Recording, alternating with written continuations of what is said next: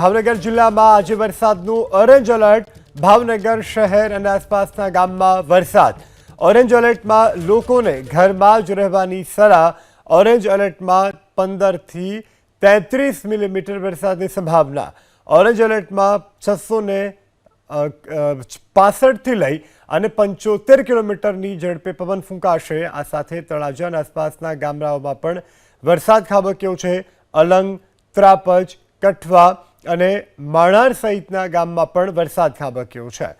તો ભાવનગરના આ દ્રશ્યો આપણે બતાવી રહ્યા છીએ કે જ્યાં અનેક જગ્યાઓ પર વરસાદી પાણી ભરાવાને કારણે નુકસાનીના સમાચાર સામે આવ્યા છે અને આજે વરસાદનું ઓરેન્જ એલર્ટ ભાવનગર માટે પણ આપવામાં આવ્યું છે। ત્યારે ભાવનગર શહેર અને આસપાસના તળાજા સહિતના ગ્રામ્ય વિસ્તારો કે જ્યાં વરસાદના આગમનથી ખેડૂતો ખુશખુશાલ જોવા મળી રહ્યા છે।